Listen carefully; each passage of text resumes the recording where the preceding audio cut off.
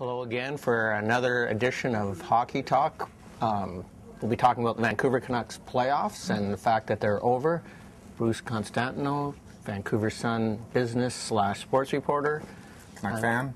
And I'm Elliott Papp. I'm not a Canuck fan. I am a dispassionate chronicler of the scene. And today we're going to talk about the demise of the 08-09 Canucks.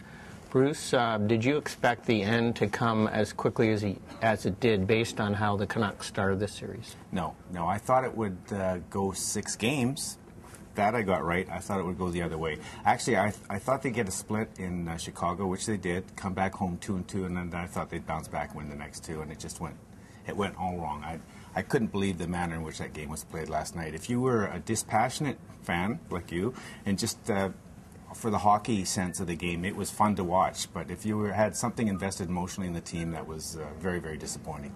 Yeah, if you didn't care who won, it was a tremendously exciting game, but it was an awful embarrassment for the Canucks to, again, have the lead. They had 3 separate leads, couldn't hold any of them longer than 2 minutes, gave up 3 late goals, and tumbled out of the playoffs. So this is now, the drought is now 39 years without a Stanley Cup, and I guess the Vancouver Millionaires of 1915 have the one and only cup won by this city.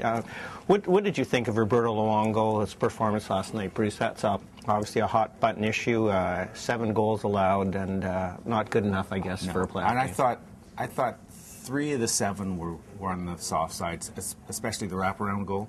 That was a killer. It's hard to forget that the last time he lost a playoff game, or a series-ending game, it was the Anaheim Ducks 2 years ago, and he was magnificent. And he played very well late in the season and through much of the playoffs. But when it came down to the crunch, he had a poor game, and he acknowledged that last night. And frankly, his emotions in acknowledging that were actually something to behold. And maybe he can take something positive out of this, and maybe he feels he owes the team something, and maybe he wants to come back and extend his contract. Who knows?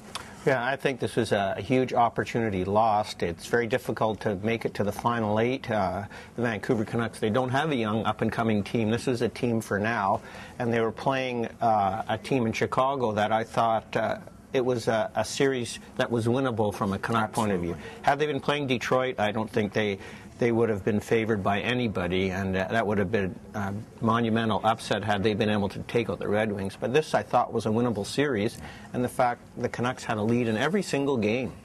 And in the 4 games they lost, they led at some point. And the last 3 games of the series, the score was either tied or the Canucks were ahead in the final half of the 3rd period. So the fact that they fell apart and Luongo couldn't make the big save is a real downer. What do you think Roberto will be back then next year? He's got 1 year left in his contract. I do, and just for the reason I said, I think he feels terrible. And it was actually almost surprised me in a positive manner, the way in which he was almost in tears last night. And, you know, he had that CBC remark a couple of months ago where he indicated he's going to play out his option, go to the best team that has the best chance of winning the Stanley Cup. I sense he feels he owes this franchise something now because of what happened. Well, perhaps he does. I mean, it seemed as if in that Hockey Night interview he was speaking from the perspective of, I'm a top goalie and I want to be in a winning situation. But based on what happened last night, I don't know if he can still make that claim. He really melted down. It was like a Dan Cloutier type of meltdown, and I was just surprised at how poorly he played. I thought maybe 5 of the 7 goals were stoppable. They were picking corners on him, the wraparounds, a bad rebound on the Taves jam goal. So it was a very poor performance by the top Canuck player in the most important game of the year. On the positive side, I thought the Sedins came through after years of being maligned for their late season and playoff performance. I thought they were very strong overall. Had some soft games in this series, but overall played very well. Daniel had a great game last night, and I think they're going to command top dollar in the offseason.